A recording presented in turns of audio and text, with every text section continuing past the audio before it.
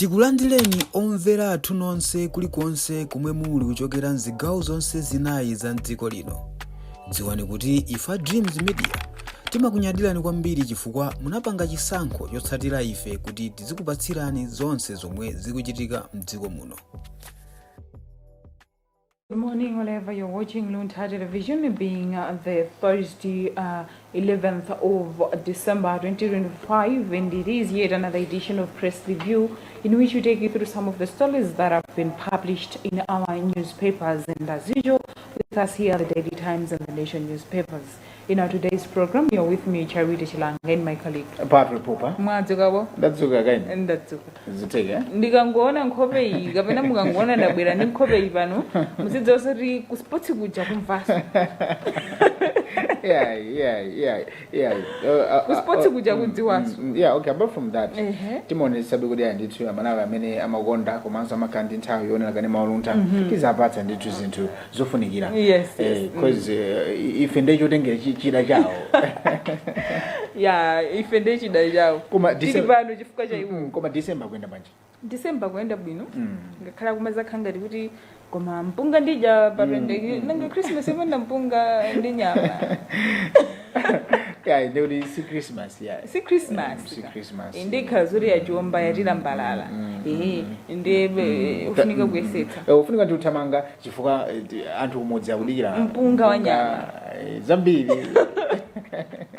Komanso daonanso kuti andithu chauta udalitsa ndi mvula. Yeah. Inaso ndithu for some couple of days. Saname ambiri asagara kuti khangati pano chembekezo chilipo kuti kambe kuti nakaponya kanye fukambira anadzara kale ndeba nalicho pyeso kuti koma siti nakazinge ndipo naenda madera ena chandedzamu chakuntendere uko udaba kuti ino chimanga chinamera bwino koma mvula kulibe. Yes. Ena mbembekemu achita kuti kundevula ndena bwera ndi I think ibe mvula yake kuoneka kuti ndiye njomba koma beti tikupemphera zolimba kuti tikhale ndi mvula yabwino. Yeah.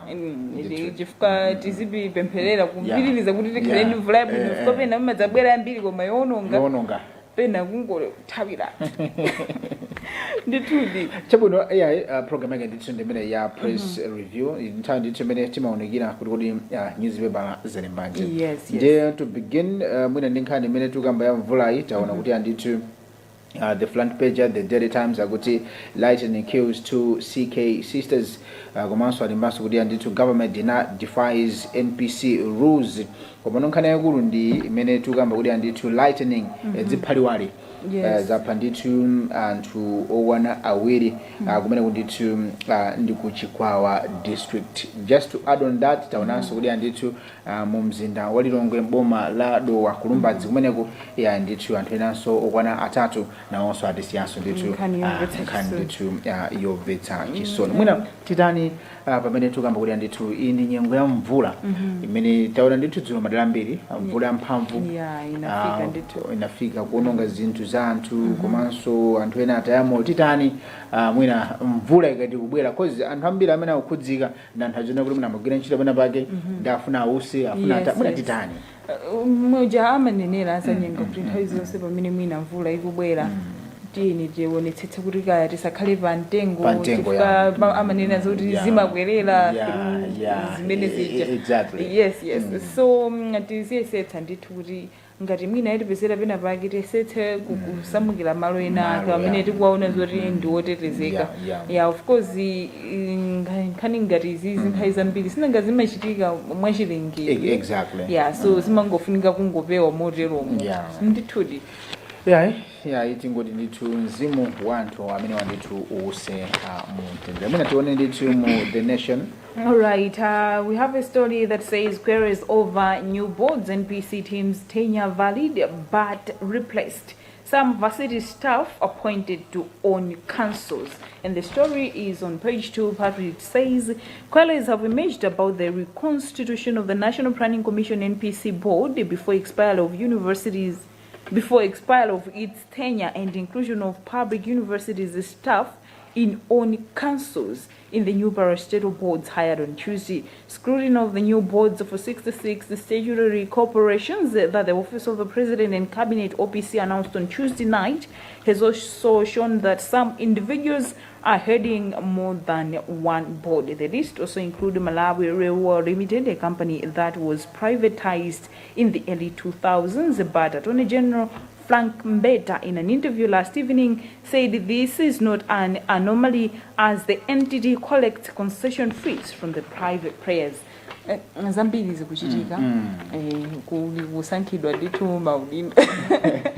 maudindo siyana ena apezeka soti ayi nthawi yawo yogwira ntchito idalisa natheko mananga tasintha boma nankazitani poti nthawi zambiri these statutory corporations zimalowetsedwa kwambiri ndale zimakhala ndale kumene kumabe mwina kungophera mphongo kuti pakhala kusintha boma zambiri zimachitika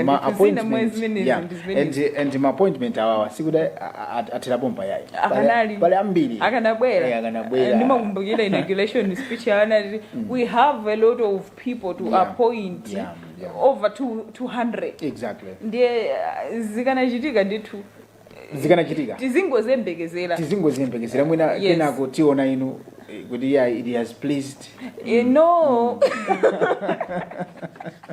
mungakane nanga of course yobwela sichimadziwira koma wekha umadzitsiwa kuti kodi umene kuti akundidziwa ndani pamwe cause ntchito zamasiku ano zomakhala kuti ndithu ena ake kuntundapo koma inuyo ndizosakayikitsa timva kuti chankomera mtsogoleri wa mdziko lino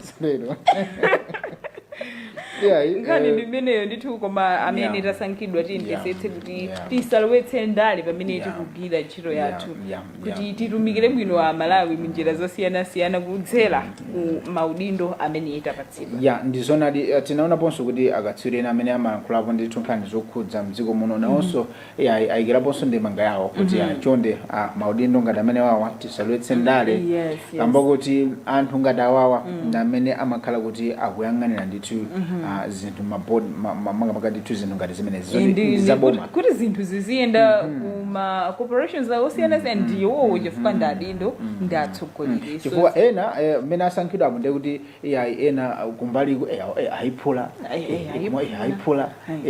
ndithu kuyiphula kulipo komano deliver kuti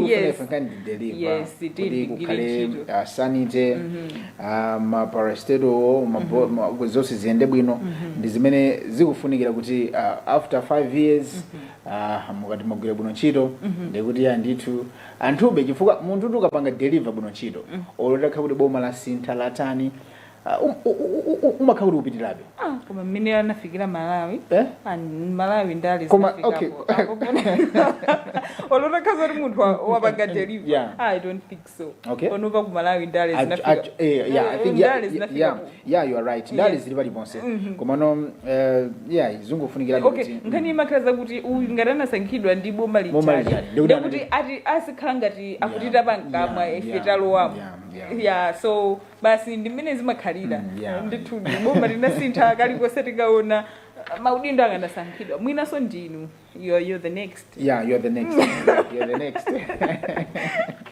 nditudi chabwino tionepo ndithu nkhani inapa kuti nkhani yochiritsa ndithu tsembwe kamba kuti government rescues child in viral sexual abuse video tikuona kuti ndithu the Minister of Gender, Children, Disability and Social Welfare has launched an investigation and rescue a child at the center of disturbing video circulating on social media in which the minor is head naming several men alleged to have been sexually abusing her. I think video imene mwaionera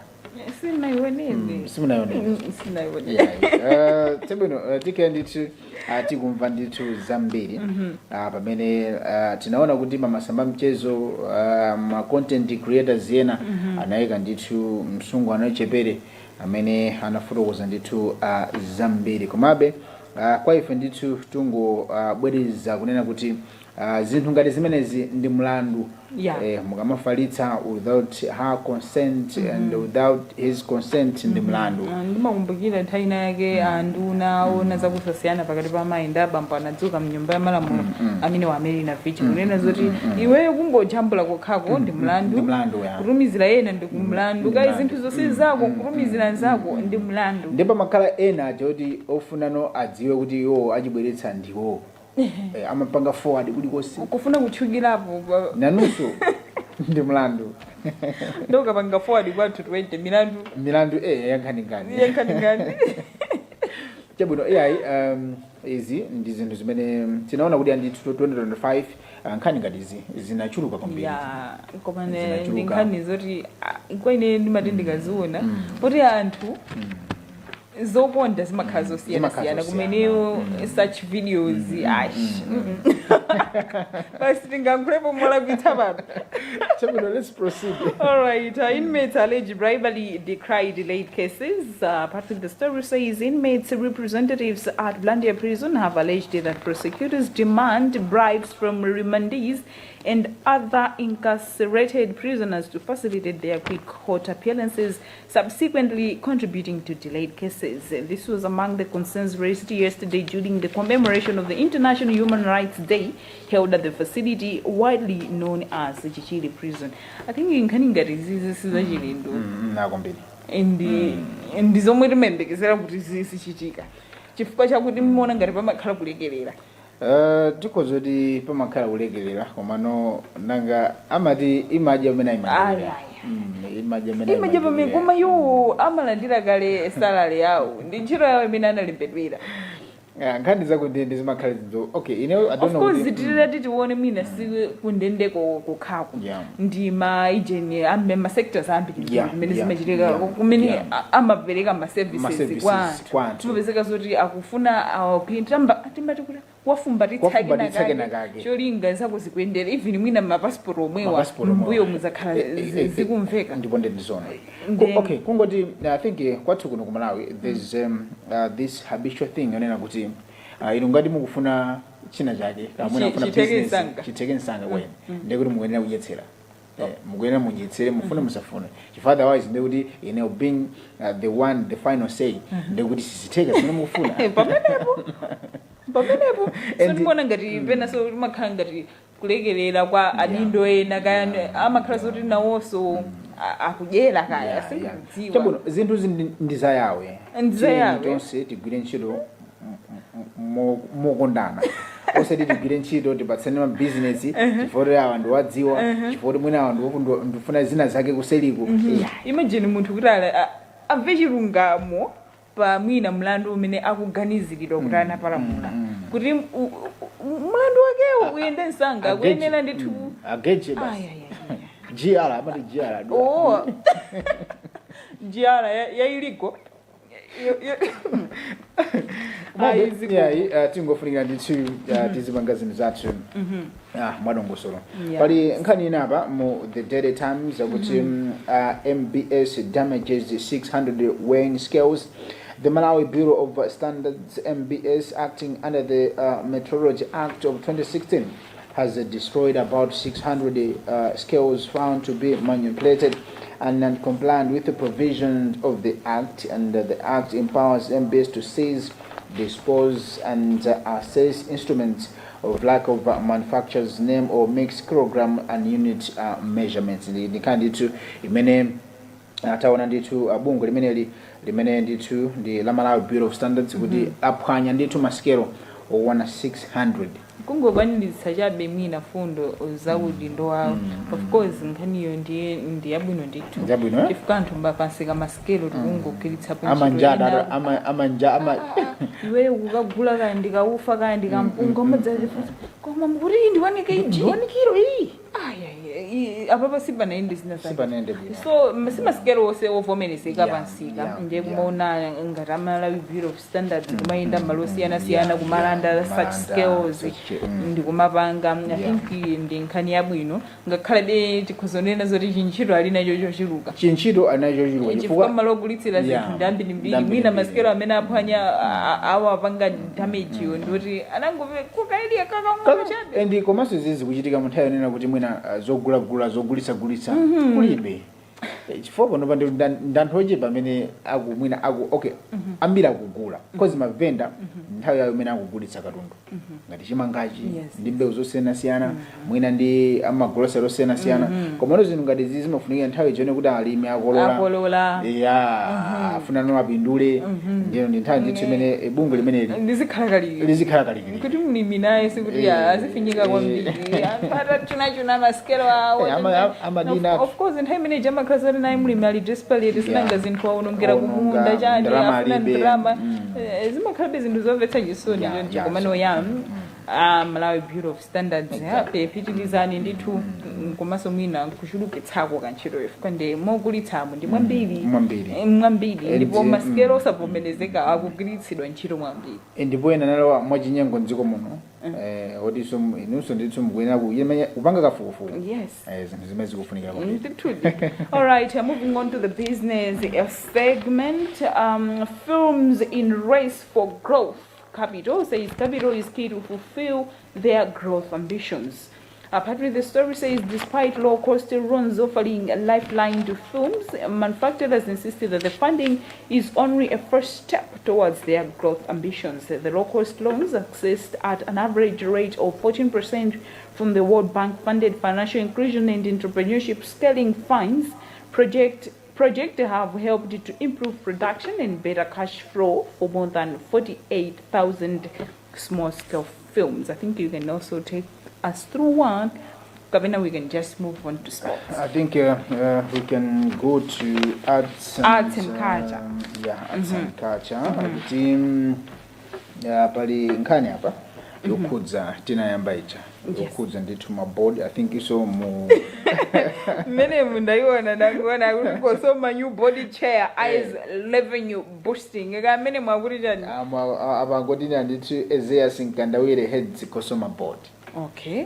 Achabwino. Ai now abwerako sinangana ayambe kugwira ntchito yali esama amaona kuti chinthu ichi ndichiyendetsa motani and anthu ena amafusa ena kana ndifusa kodi kosoma ndichaboma ndio ndichaboma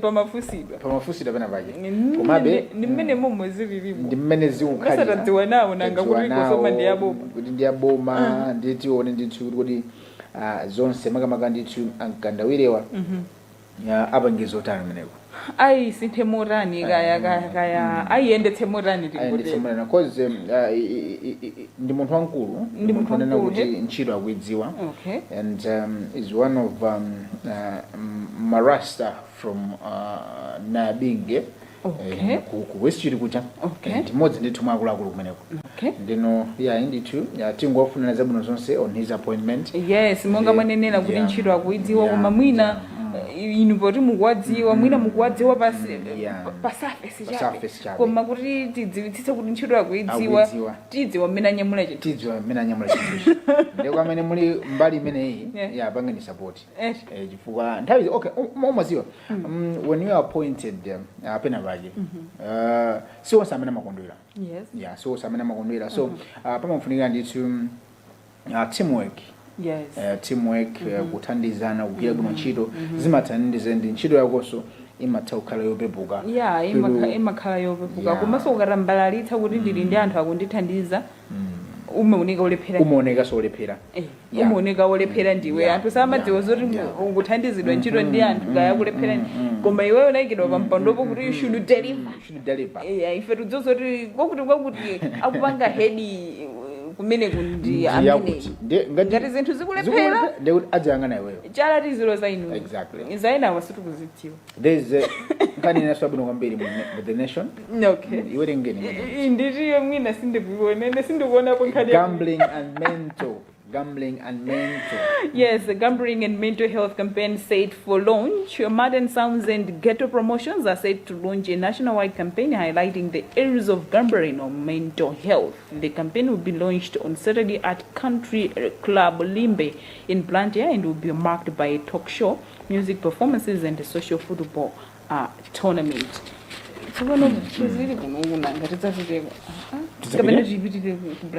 Yeah, I think tisake amena upanga organize chifukwa zinthu ngati zizi and zinofunikira kwambiri because tikuona kuti anthu ambiri akusera njuga munjira zosiyanasiyana zimene zikumabalalitsa muzochita zawo zikumabalalitsa pena uona zoti mwina munthu wadyetsa ndalama zambirimbiri ati za bwana ake kenako akapanga zinthu zosayenera kudzipha zinthu zimene ziku so it's ndithu kuti tingamale chani ndeno I think campaign ndiofunikira nditi apemphe kuti ayendeso ndithu madera osiyanasiyana because a lot of people akungokhala they are used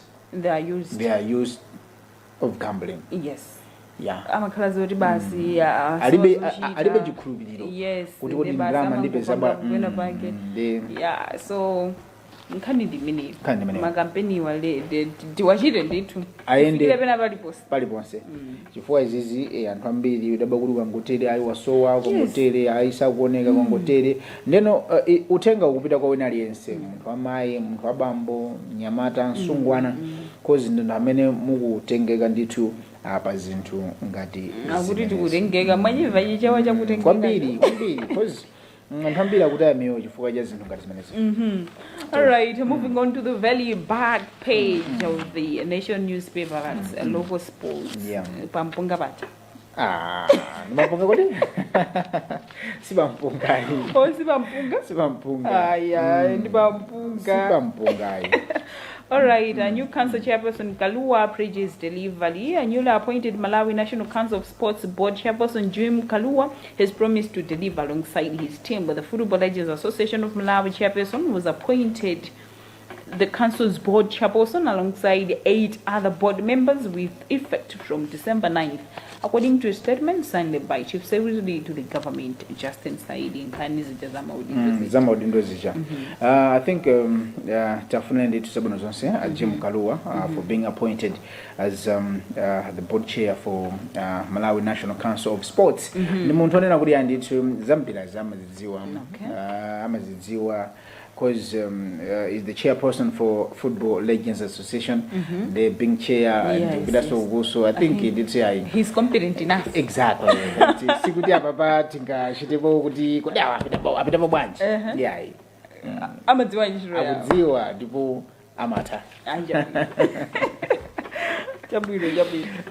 Moyale beat Big Bullets Humble People's team to 2-0. In Nkhani Zachitika dzulo taona kuti andithu makamaka alemba bwino kwambiri mujene mu back page of the Nation. Yeah. You can read. You can read as well. Makamaka back page. Okay. Title race gets tight. You see? Bullets slip. Silver close in as Nomads play today. So you see, title race gets tight and with the loss kutimia FCB Nyasa Big Bullets ndikuti andithu zabereka mwayo chepa kwambiri ndeti wazilengero maswera amene alipo lero pamene one race isero ndi timu ya Karonga United and we have seen kuti Silver Strikers nayo ndithu achita bwino kugonjetsa timu ya AKFC ndi chigoli chimodzi kwa chirode. So right now title race is tight as many alembera ndithu of which ndikuti pachema chifukwa kuti Wanderers 59 FCB Nyasa Big Bullets 59 and Panoba Silver Strikers 56 but with the game in hand. You see, so if in our they have magemo nenda kuti angotsa ndithu ni magemo ochepa kanda atatu.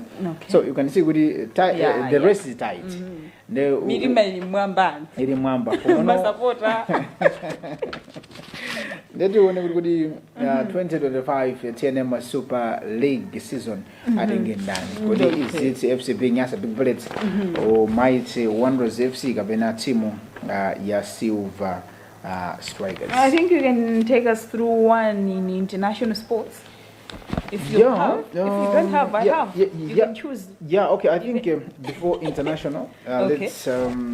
let's see netball. Okay. Because as Malawi is hosting Africa Netball Cup, yes. The Queen's coach draws positives despite loss.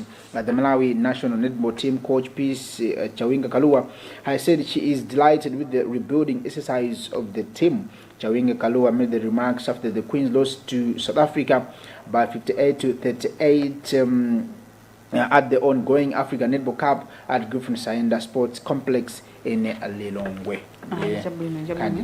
Day of which tomorrow the Queens are in the Masero series and they are playing with Tanzania. Gadanga Zabambane ndikuti adzakarekuda kufika mundime ya semi-final. So tione kuti zitibanje. Timadalila. Ndipo ndamene amatika pamako. Sikuti ngakhale zatele koma chiyembekezo cha atai. Chiyembekezo chili. Yeah, koma mudzipita. Tizipita. Being a lady, you have to follow netball. Yeah, can you then? Can you then your international sports? To the international sports. It's all about UEFA Champions League. We saw yesterday pamene timu ya Chelsea inagonja ndi timu ya Atalanta and Liverpool edge past Inter Milan and we have seen last night there were a couple of games in UEFA Champions League. Pamene taona nditu timu ya Manchester City gonjesa timu ya Real Madrid with 2-1. So it was kuganajima umene olo Joao wakana kalabu Joao kuganajima umene because being Joao a Madrid fan waivira fungo yeah, and if ngara Manchester City yeah, we are so happy. Despite good Madrid ndikatimo beka mene nditu ya kama zakabe mbali naye omaba wanted Manchester City and two zonse zikale zili. That also brings us to the end of today's edition of Press Review. Remember, we just take you through some of the stories, and for you to have a full picture of what has been published in our newspapers, you can get your own copies. Both the Nation and the Daily Times are going at 3,000 kwacha. In our today's program, you're with me, Charity Chinanga, in my career. Patrick Pupa. Continue watching Luntha Television for the rest of our programs. Stay safe. Tikuyamikeni komanso kuthokozani popanga chisankho chokhala pamenepa kumvetsera komanso kuonera zomwe takubweretserani. Chomwe tingakupempheni choti ngati mulalendo pamudzi pano tapangani subscribe chifukwa mukatero inu ndife tidzendera limodzi kuyambira lero mpaka na masiku omwe akubwera kusogoloko. Timabweratu ndi nkhani zochokera ngodya zonse zinayi za mdziko lino kotero kuti inu simukuyenera kuti mukhale kunja kwa nkhani zimenezi. Tapangani subscribe, like, comment komanso share kuti tikhale limodzi mu ulendo umenewu.